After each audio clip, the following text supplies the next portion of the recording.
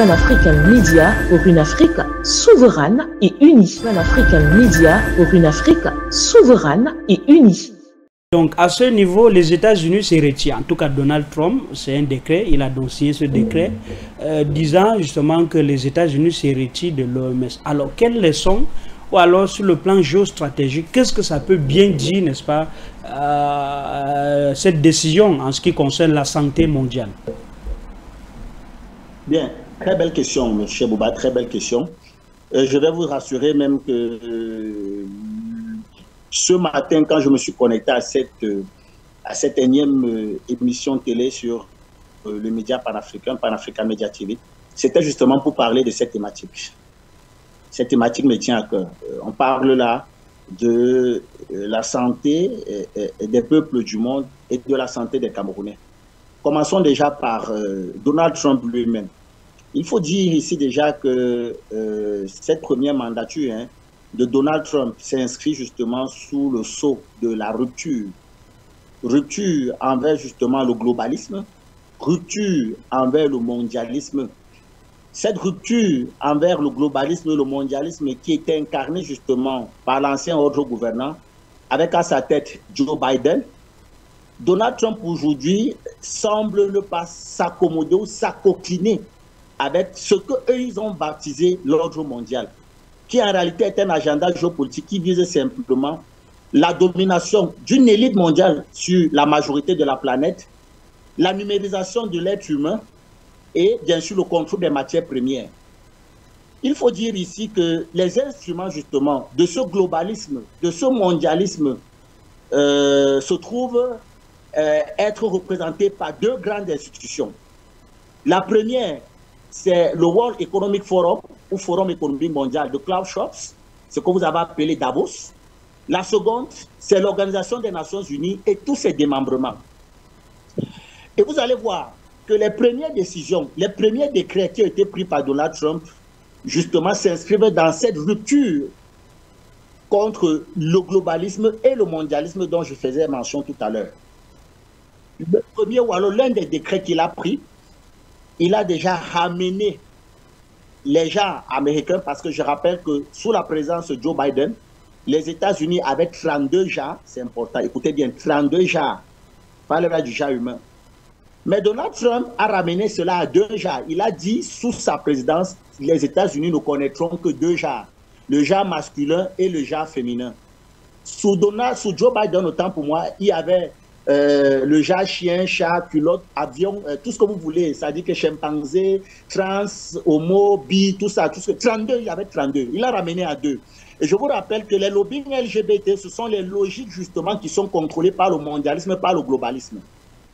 Ça, c'est le premier acte qui montre qu'il s'inscrit dans une logique de rupture envers ce globalisme, envers ce mondialisme. Le deuxième acte fort, c'est le retrait des États-Unis de l'OMS, l'Organisation mondiale de la santé, qu'il faut le rappeler également, est un démembrement justement de l'Organisation des Nations Unies, qui elle aussi est un instrument du mondialisme et du globalisme.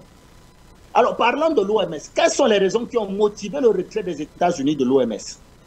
Il faut dire ici que le président Joe Biden, sentant sa fin venir et voulant protéger ses complices dans cette escroquerie mondiale qu'ils ont appelée Covid-19, le président Joe Biden, parmi les derniers actes qu'il a pris, avant justement que le président Donald Trump ne prête ses mains, il a décidé de gracier le docteur Anthony Fauci. Le docteur Anthony Fauci. Le docteur Anthony Fauci est l'ancien directeur de l'Institut national américain pour la lutte contre les allergies et les maladies infectieuses. C'est la même personne qui a participé à la création, à la fabrication et à la dissémination justement du VIH, c'est important de le rappeler, et il fait partie aux côtés justement des personnes comme le directeur de l'OMS, l'Organisation mondiale de la santé, la fondation Bill et Melinda Gates. C'est ce trio-là qui font partie justement des têtes de proue de ceux-là qui ont participé à cette escroquerie internationale que vous avez appelée Covid. Et je rappelle pour ceux qui nous suivent que lorsque vous allez suivre les auditions devant la commission sénatoriale américaine du sénateur John Fitzgerald Kennedy, le petit-fils de l'ancien président Kennedy, qui aujourd'hui est secrétaire d'État à la santé, nommé par Donald Trump, lors de cette décision-là, il apporte des éléments factuels. Il apporte les éléments de preuve devant la commission sénatoriale américaine qui démontre à suffit que le Covid-19 était une machination, était un complot international contre l'humanité. Et Donald Trump, avant justement de prêter serment, avait déjà dit dans ses déclarations passées qu'une fois arrivé au pouvoir, il devait tenter un procès contre toutes ces personnes-là, parmi lesquelles le docteur Anthony Fauci.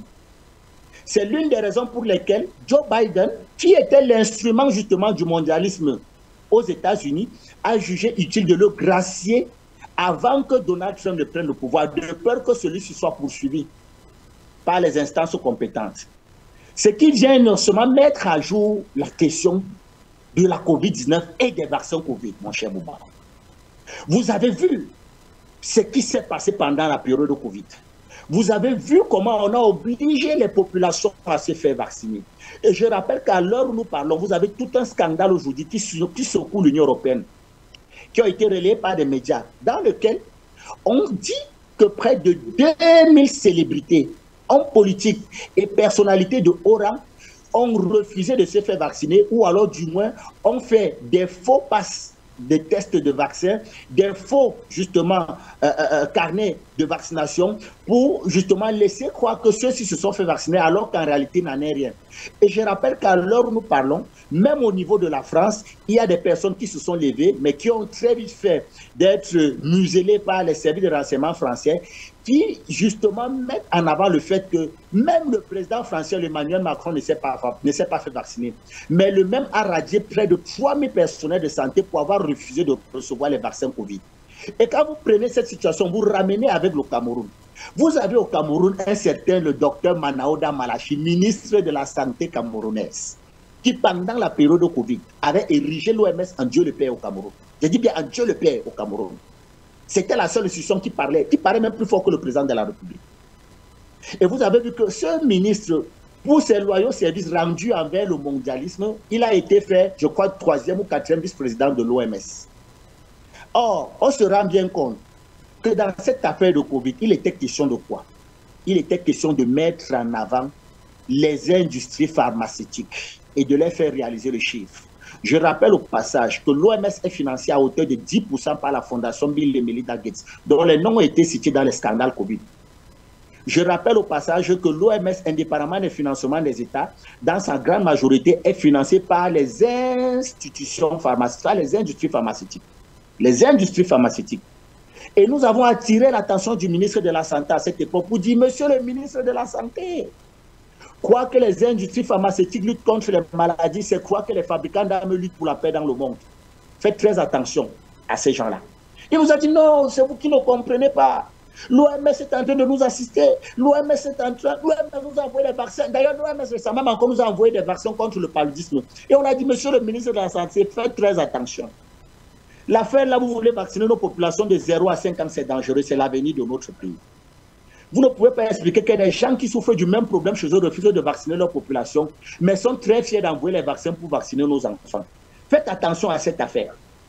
Aujourd'hui, lorsque Donald Trump fait ce retrait de l'OMS, c'est un signal à dresser justement à ces gens-là qui ont vendu cette escroquerie internationale à nos peuples, qui ont conditionné nos peuples et qui ont obligé nos populations à aller se faire vacciner. Je vous rappelle qu'à l'heure nous parlons, vous avez un pneumologue allemand à la personne de Dr Wolfgang Hogan, qui aujourd'hui, le discours est censuré sur les réseaux sociaux, qui nous a démontré à suffit que même ce que nous avons vécu à la suite des vaccins Covid, à savoir la variole du singe, n'était que les effets secondaires justement des vaccins Covid. Aujourd'hui, combien de populations camerounaises se sont fait vacciner par le Covid? Qu'est-ce que le ministre de la Santé peut répondre face à ce qui est en train de se faire actuellement à l'échelle internationale? Nous avons attiré son attention dessus, M. Bouba. Vous comprenez que ce ministre-là, s'il était un peu sérieux avec lui-même, il devrait donner sa démission. Il devrait déposer sa démission. Déposer sa démission. Il a fait vacciner des Camerounais. Il nous a démontré comment cette affaire était, Dieu le Père. Je ne parle même pas des scandales liés autour de cette affaire. Parce que, tenez-vous tranquille. Voilà une période pendant laquelle On a vu comment des gens étaient fiers à débloquer des montants d'argent énormissimes, soit dit en passant, pour aider nos États. En termes de milliards, le Cameroun a reçu, on parlait des centaines de milliards dans le cadre de la riposte au Covid. L'argent même d'abord qui a été très mal utilisé, puisque ce n'est pas moi qui le dis, il y a tout un scandale autour de cette affaire, la gestion des fonds Covid. Mais ça ne suffit pas, M. Bouba. C'est que c'était des prêts. Des prêts pourquoi? Des prêts justement pour que nos pays acceptent que des grandes firmes pharmaceutiques fabriquent des laboratoires, fabriquent des vaccins qui en réalité sont toxiques, qui en réalité sont dangereux pour venir vacciner nos populations, qui concourent à un agenda qui est très bien pensé, qui consiste à quoi? À réduire la population mondiale, dont la cible c'est l'Afrique. Cela a été théorisé justement par un certain Henry Kissinger, et a commencé à entrer dans la politique étrangère américaine à partir des années, je crois, 1980, sur justement l'aide du président Jimmy Carter. Et c'est ce schéma-là dans lequel s'inscrivent les mondialistes, c'est-à-dire réduire la population mondiale. Et dans ce schéma-là, vous avez en tête de proue justement ces organisations de mondialistes qui sont matérialisées par le World Economic Forum, par l'OMS, qui est un démembrement de l'Organisation des Nations Unies, où vous avez notre ministre de la Santé qui a participé à ce projet maléfique, à ce projet macabre pour les peuples africains. Et quand vous mettez tout cela ensemble, vous avez envie de vous poser la question, est-ce que nous sommes dirigés? Voilà pourquoi je vous ai dit ce sujet me tient à cœur. Parce qu'on parle là de la santé des Camerounais. Et cela n'a pas suffi. Que le même personnage s'est plus à demander à ce que les mêmes industries, les mêmes firmes pharmaceutiques produisant ces vaccins en quantité, parce que ce sont des prêts que nos États doivent rembourser. Ça dit que des gens fabriquent des poisons pour venir vous donner. Mais quand vos États s'endettent, c'est-à-dire que vous voyez ça, on oblige nos États à s'endetter pour recevoir des poisons pour venir décimer nos populations. Et vous avez tout un ministre de la République qui a participé à ce complot international. Vous pensez qu'est-ce qu'on peut faire d'un tel individu?